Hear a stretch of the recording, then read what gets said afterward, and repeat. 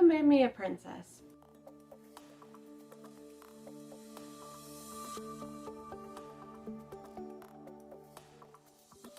I have been getting into a lot of webcomics lately, web novels if that's what you also want to call them, and I ended up coming across this series called Who Made Me a Princess.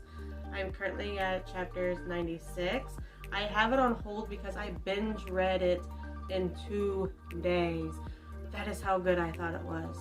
So I want to kind of go over a little bit of what this is and whether or not you would be interested in possibly reading it yourself. The summary goes, the beautiful Anastasia was killed at the hands of her own biological father, Claude d'Alger Abilia, the cold-blooded emperor. It's just a silly bedtime story, until one woman wakes up to suddenly find she's become that unfortunate princess. She needs a plan to survive her doomed fate, and time is running out. Will she go with plan A, live as quietly as possible without being noticed by the infamous emperor? Plan B, collect enough money to escape the palace. Or will she be stuck with plan C, sweet talk her way into her father's good graces? I can tell you one thing, I am enjoying the character so far. Anastasia, also known as Anthy, is such an adorable girl, and when she grows up, I believe it's teenager years up to right now, and I'm loving her. She's hilarious as a child because of course she remembers, hey, I'm in like this book that I read, or this novel that I read, and now I have to figure out how to not die. So, what am I gonna do? She starts off little going, I'm gonna take all the jewels. I'm gonna take all the jewels. That's what she started telling herself as a baby. I'm gonna take that. I'm gonna take that. I'm gonna take that. So that cracked me up. And of course when she says she's gonna start walking, she's gonna be out of there. So it just cracks me up with how she grows up, how she starts stealing all these jewels, wanting to make her way out. But then something happens. She ends up meeting Claude, but before the time that she's actually supposed to. So we start finding out, did she change the story? And if she did, what's gonna happen? Claude, I love him. He is so cold. Calls her an insect, calls her a thing. He doesn't care about his daughter at all. But yet he is traumatized. Traumatized.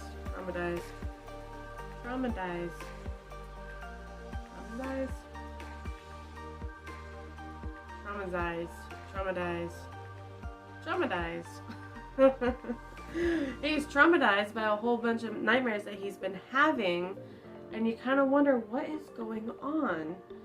Why is he having these nightmares? Why is he thinking about these pasts that happened? Why is he regretting anything? Is he regretting what he had done? So why is he being haunted by this? And it's so interesting to kind of learn more about Anthy's mother, who she is, and figure out, did her father, Claude, actually love her mother, or was she just another, you know, concubine.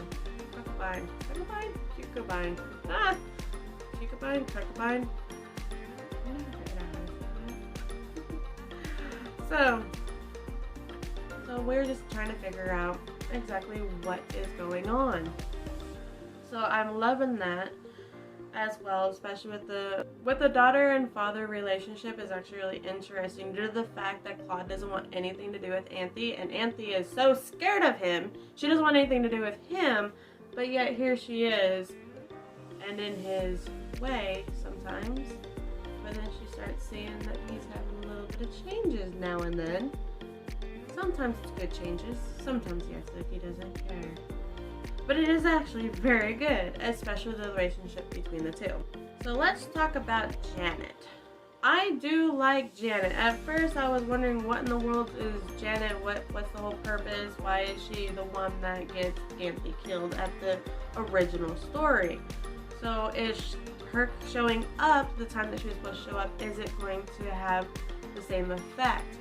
Well, we all know that due to the fact that Anthy had already met Claude before time, maybe this will also change. And in a way, it kind of does. So we have to figure out, what is Janet there for? Why is she there at the castle when she comes in? We all know due to the beginning of the story in chapter 1 that she had come in just to show that she was the daughter of Claude, and Claude actually ended up liking her more than his actual biological daughter that he knew of. But what we are thinking of is that Janet is one of his other daughters, but the fact that there's nobody like a mother to actually say, hey, she is yours, he just kind of looks at like, well, maybe it's true, maybe it's not. I slept with a lot of women, I don't know.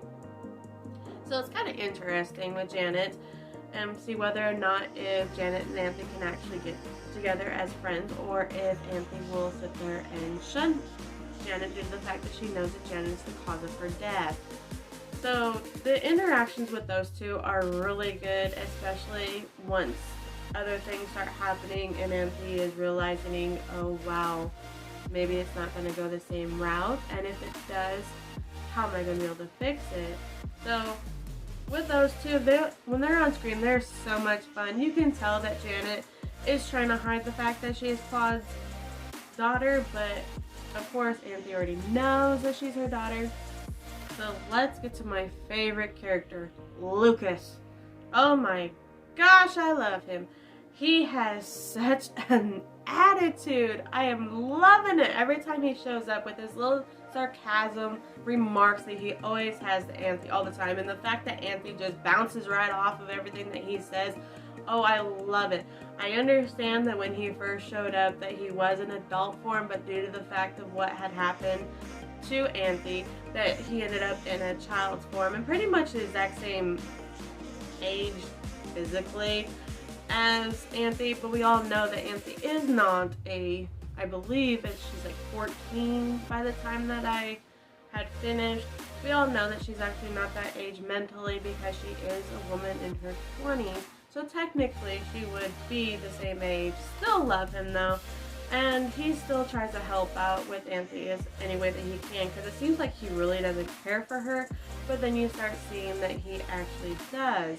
And that's one thing that I actually like. So I'm starting saying when Anthony starts growing up, I definitely want her to be with Lucas. I highly doubt Clyde would be very happy with that decision. But I am so for I do ship those two. I want them to be canon. Every time that they're on the screen together, I am just giggling with joy because I love them. I love their interaction with each other. I love it that they can have sarcasm at each other. I love the fact that Anthony can yell at Lucas, and Lucas knows that he really can't do anything because you can tell that he has some feelings. So I am enjoying Who Made Me a Princess, and I cannot wait to read some more. Please do not spoil me. I do have it on hold again on chapter 96. I want to binge read a little bit more, so I'm going to wait several months before I go back to it again. But until then, I do want to let you know that this is a story I would definitely suggest to read. It's really good. The female lead is not somebody that is constantly in depression or double thinks about everything that she does all the time. You can tell that she definitely wants to live and that she wants to be able to figure out how to save pretty much everybody, especially with a little somebody that we don't know had said due to the fact that she changed them, other things may happen. So we're just gonna have to see what exactly goes on. So again, I really enjoyed Who Made Me a Princess. I would suggest to go read it. So if you guys enjoy this channel, then please like and subscribe. If you really enjoy the content that I am bringing to you guys, please also go ahead and click the notification. That way you get notified whenever I make a new video.